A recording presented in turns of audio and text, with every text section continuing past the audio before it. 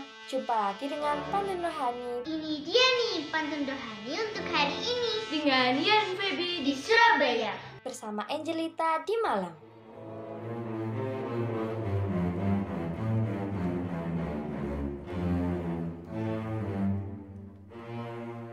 Saudara-saudari yang dikasih dan mengasihi Tuhan, hari ini Selasa 9 Februari 2021 gereja memberi bacaan pada kita dari Injil Markus bab 7 ayat 1 sampai dengan 13.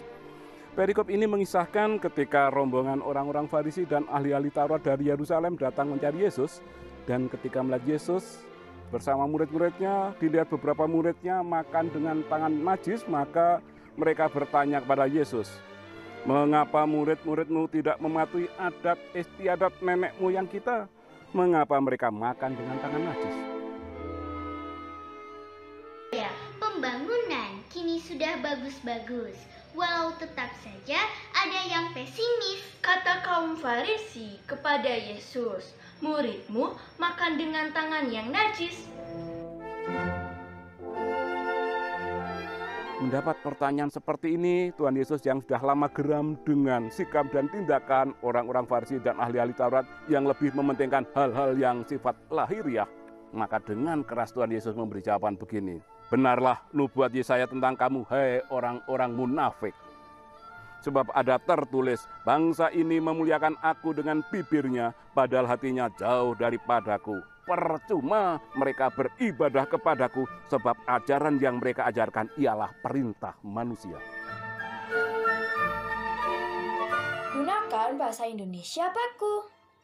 Kalau mengaku orang Indonesia, percuma mereka beribadah padaku, sebab yang mereka ajarkan perintah manusia. Saudara-saudari yang dikasih dan mengasihi Tuhan, ucapan Yesus ini, ungkapan Yesus ini sangat keras, tapi disampaikan 2000 tahun yang lalu kepada ahli-ahli Taurat dan orang-orang Farisi. Apakah pernyataan Tuhan Yesus itu kira-kira juga ditujukan bagi kita yang hidup di zaman sekarang ini? Kita semua dari latar belakang suku dan etnis yang berbeda. Kita semua mewarisi adat istiadat dari nenek moyang kita. Jangan begini, jangan begitu, harus begini, harus begitu. Ketika kita melanggar dari adat istiadat nenek moyang kita, ada perasaan bersalah tidak? Tetapi sebagai umat beriman, kita juga memiliki 10 perintah Allah dan 5 perintah gereja. Ketika kita melanggar 1 atau 2 dari perintah tersebut, ada perasaan bersalah tidak? Dari 10 perintah Allah, perintah yang ketiga misalnya, kuduskanlah hari Tuhan. Dan pada 5 perintah gereja, perintah yang kedua, ikutilah perayaan Ekaristi pada hari Minggu dan hari raya yang diwajibkan.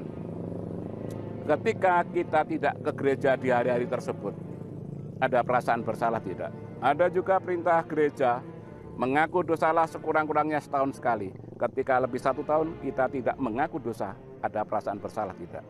Demikian juga pada masa Prapaskah dan Pantang kita diharapkan diwajibkan pantang dan puasa. Ketika kita tidak melakukan hal tersebut, ada perasaan bersalah tidak?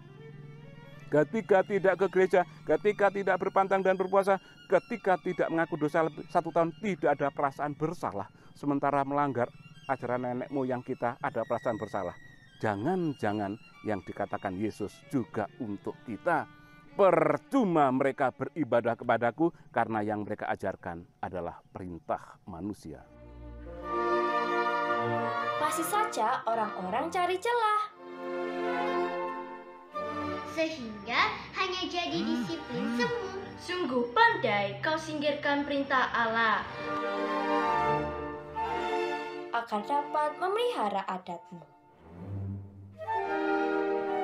Mari menyambut masa Prapaskah yang akan hadir beberapa hari lagi. Pernyataan Tuhan Yesus ini sungguh kita renungkan, agar jangan sampai Tuhan Yesus mengatakan kepada kita, "Sungguh pandai kamu mengesampingkan perintah Allah, supaya kamu dapat memelihara adat istiadatmu sendiri." Dari Lembah Indah di kawasan lereng Gunung Kawi Kabupaten Malang, saya mengucapkan selamat bersetia menjalankan perintah-perintah Tuhan. Tuhan memberkati. Et benedictio Dei omnipotentis, Patris et Filii et Spiritus Sancti, descenda super vos et maneat semper. Amin. Semangat pagi. Perintah Tuhan harus selalu lebih ditinggikan daripada aturan-aturan nenek moyang kita. Berkat dalam.